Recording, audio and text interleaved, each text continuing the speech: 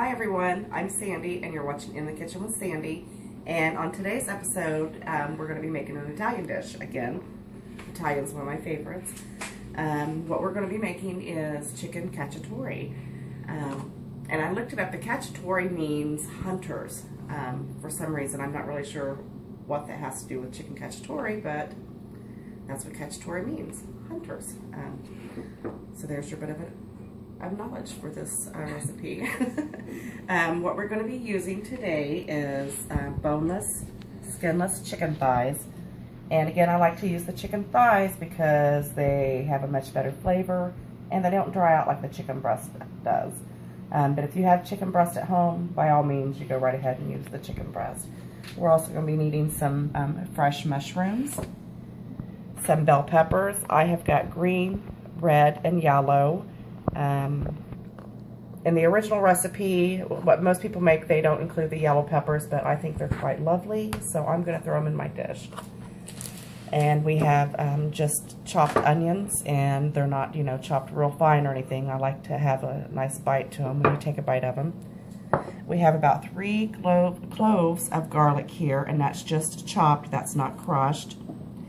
Some olive oil, and then we have in this mixture is oregano, onion salt, paprika, and garlic powder. And we're also going to use one of the bigger cans of diced tomatoes, some chicken broth, and this is low sodium because I like to try to control the salt that that we're putting in the dish. Of course, you can flavor it with as much or as little as you like.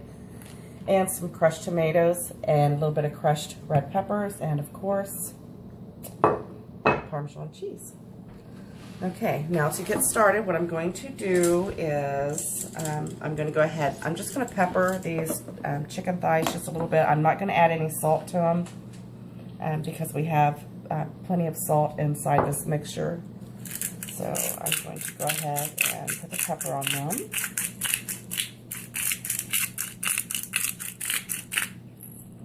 Now going back to this mixture here, I know a lot of people don't put in the onion salt and the garlic powder, but I'm not going to throw a dish at you and throw a bunch of stuff together and say, hey, this is great. I want you to be able to taste the food that you're eating and how wonderful it's going to taste. So I like to use onion powder and onion salt in just about everything I cook. So here's what we're going to do. We're going to take, I've got about 2 cups of flour and one of the big gallon bags. This is just the easiest way to dredge your chicken. So we're just going to put the chicken in there, and then we're going to give it a good shake. And then we're going to wrap this up. Not wrap it up, but we're going to seal it up, get a good seal on it. And then we're just going to shake it. See how easy that is, but no mess.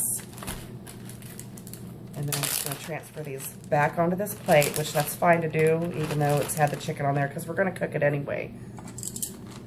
Okay, so we're just going to put them right on there. Just shake off the excess of the flour.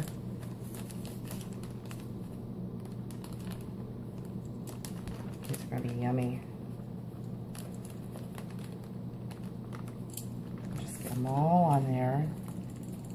And please make sure you disregard your flour because you don't want to reuse that after the chicken's been in there. I'm sure you already knew that though. Do we have another one in there? Yep. And we're just going to stick them right on that plate.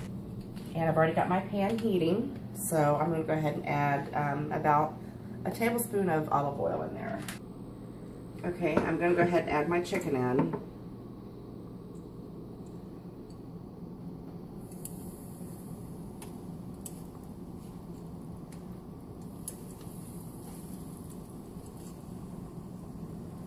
I'm going to go ahead and shake that excess off. Hopefully we can fit all these in there. And you're just going to brown these on each side. They'll finish cooking in the sauce once you get it together. And I've got a pot of boiling water for the noodles that I'm going to serve with this. I'm going to serve fettuccine, but you can serve anything you want. The thinner pasta, the thinner spaghetti, or you can put this over rice. Any type of noodle you want to use. That's just what I chose to use today. I like the thickness of the fettuccine noodle. Okay, I've got this on about medium-high because I want to get it cranked up a little bit. And again, we're just going to brown these on both sides. I'm going to give them a quick dusting of a little bit more pepper because I like pepper. Plus it makes them prettier when they're on a plate. Okay, now we're just going to brown these for maybe 2 to 3 minutes on each side. And again, they're not going to be completely done, but we're going to put them on a plate and then we'll finish the, or get started on the sauce. Okay, I'm going to go ahead and flip these over. These are kind of thin, so I don't want them to cook all the way through. Get a nice little searing on both sides.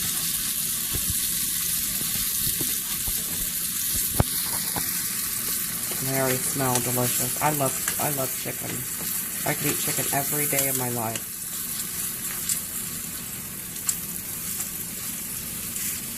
Okay, we're going to let those brown for about another 2 to 3 minutes. Okay, these have browned on both sides nicely. I'm going to go ahead and just take them out of here. They're not done, so please don't let your children come in and grab one.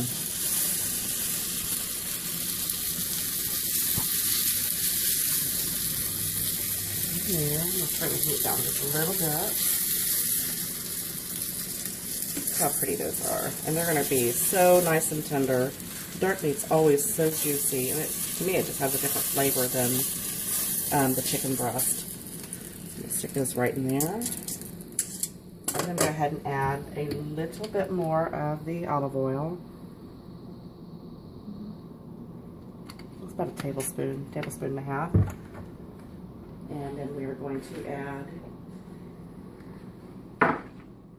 add the peppers. This looks like a lot of peppers, but you know they shrink down quite a bit. So let's get that jacked up a little bit.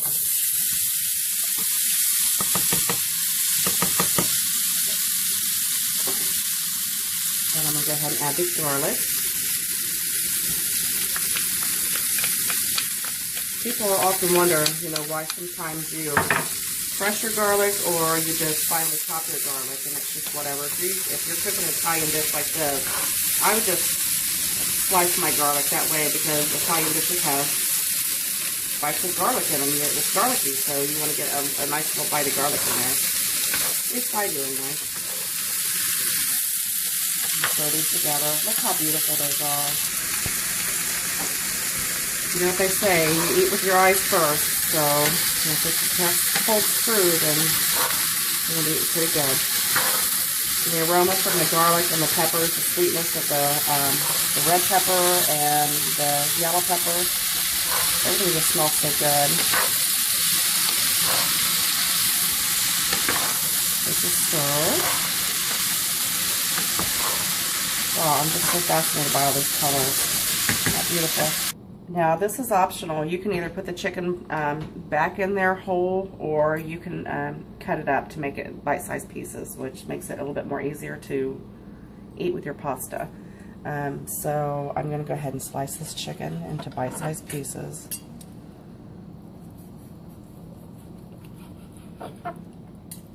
Just kind of get maybe 4 or 5 slices out of each one. Doesn't have to be real small. I've got all my chicken cut up. And this has started to boil. So I'm just going to add that back in there. And I've done a little bit bigger chunks. Because that's just the way I like it. And of course, like I said, you can just leave it whole if you want. You don't have to cut it. Either way, the presentation is really beautiful. So I'm going to push the chicken right down in the sauce, and I'm going to turn it down on simmer once it starts boiling again, and I'm going to let it cook for about 30 to 35 minutes. And then we'll serve it up with our pasta. Look at that. Beautiful.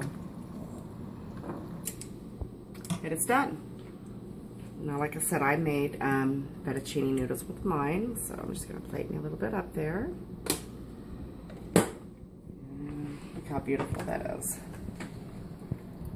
That's absolutely gorgeous. Look, that mushroom stayed intact, so guess who gets that one? Just pour it on top, or spoon it on top. Gotta get a little bit of everything there.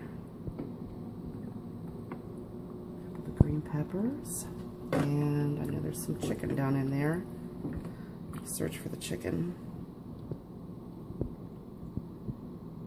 Okay, and then I'm just going to add a little bit of Parmesan cheese.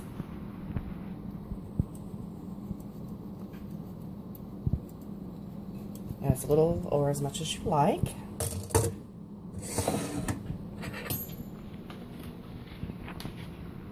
I could try a little bite of it.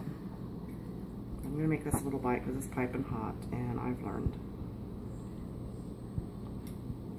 I want to bite of that chicken, but I don't want to burn my mouth.